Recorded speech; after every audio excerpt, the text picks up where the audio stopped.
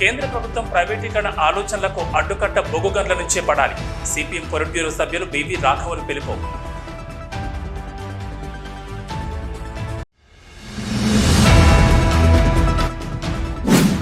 Minimum wage board chairman గా పదవి బాధ్యతలు చేపట్టి గోదావరికని పట్టణానికి వచ్చిన జనక్ ప్రసాద్ కు ఘన స్వాగతం పలికిన ఆర్జీవన్ ఐఎన్టీయూసీ శ్రేణులు.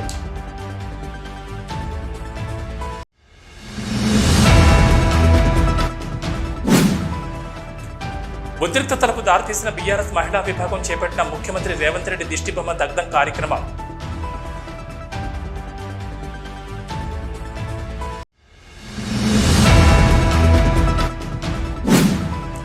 ఆగస్టు 7న హైదరాబాద్ రవీంద్ర భారతిలో రాష్ట్ర స్థాయి ప్రజాకళల పండుగను విజయవంతం చేయండి.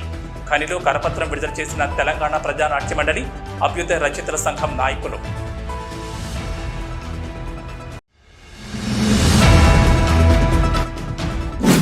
ఎస్సీల ఏబీసీడీ వర్గీకరణ సమంజసమే అని సుప్రీంకోర్టు ఇచ్చిన తీర్పును కేంద్ర ప్రభుత్వం అమలు చేయాలి.